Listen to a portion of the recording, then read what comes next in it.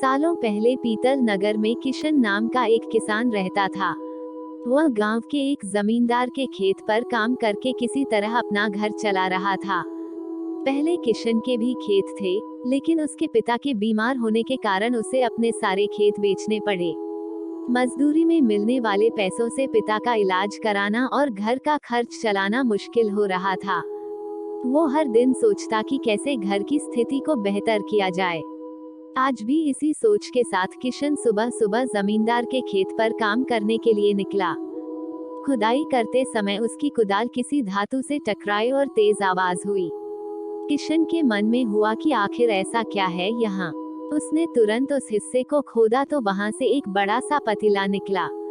पतीला देखकर किशन दुखी हो गया। किशन के मन में हुआ कि ये जेवरात होते तो मेरे घर की हालत थोड़ी सुधर जाती। फिर किशन ने सोचा कि चलो अब खाना ही खा लेता हूँ। किशन ने खाना खाने के लिए अपने हाथ की कुदाल उस पतीले में फेंक दी और हाथ मुंह धोकर खाना खाने लगा।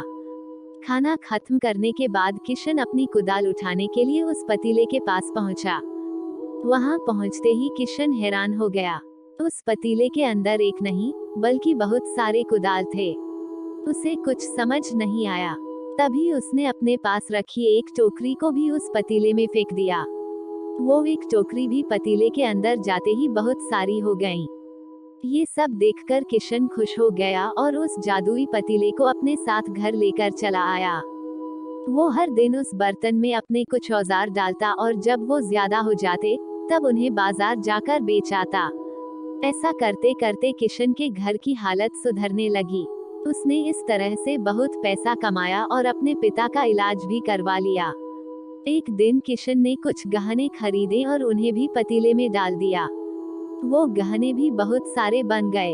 इस तरह धीरे धीरे किशन अमीर होने लगा और उसने जमींदार के यहाँ मजदूरी करना भी छोड़ दिया। किशन को अमीर होते देख जमींदार मोहन को किशन पर शक हुआ। वो सीधे किशन के घर पहुंचा। वहां जाकर उसे जादुई पतीले के बारे में पता चला। उसने किशन से पूछा, तुमने ये पतीला कब और किसके घर से चुराया? डरी हुई आवाज में किशन बोला, साहब, ये पतीला मुझे खेत में खुदाई के समय मिला था। मैंने किसी के घर चोरी नहीं की है। खेत में खुदाई की बात सुनते ही जमींदार ने कहा, ये पतीला जब मेरे खेत से मिला तो यह मेरा हुआ। किशन ने जादुई पतीला ना लेकर जाने की बहुत मिन्नतें की, लेकिन जमींदार मोहन ने उसकी एक नहीं सुनी। वो जबरदस्ती अपने साथ वो जादुई पतीला लेकर चला गया।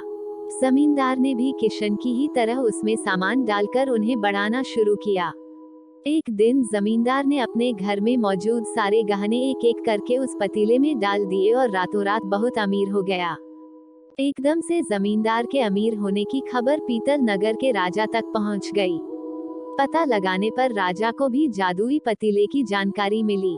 फिर क्या था, राजा ने तुरंत अपने लोगों को भेजकर जमींदार के यहाँ से वो पतीला राजमहल मंगवा लिया। राजमहल में उस जादुई पतीले के पहुँचते ही राजा ने अपने आसपास मौजूद सामान को उसमें डालना शुरू दिया।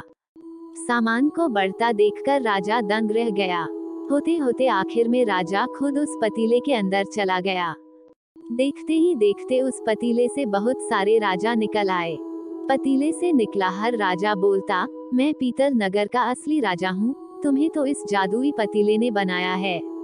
ऐसा होते होते सारे राजा आपस में लड़ने लगे और लड़कर मर गए। लड़ाई के दौरान वो जादुई पतीला भी टूट गया। जादुई पतीले के कारण राजमहल में हुई इस भयानक लड़ाई के बारे में नगर में सबको पता चल गया। इस बात की जानकारी मिलते ही मजदूर किशन और जमींदार मोहन ने सोचा, अच्छा हुआ कि हमने उस जादुई पतीले का इस्तेमाल सही से किया। उस राजा ने अपनी मूर्खता के कारण अपनी जान ही खो दी। कहानी से सीख। जादुई पतीले की कहानी से दो सीख मिलती हैं। पहली कि मूर्खता का अंत बुरा ही होता है। दूसरी यह कि हर सामान का इस्तेमाल संभल कर करना चाहिए।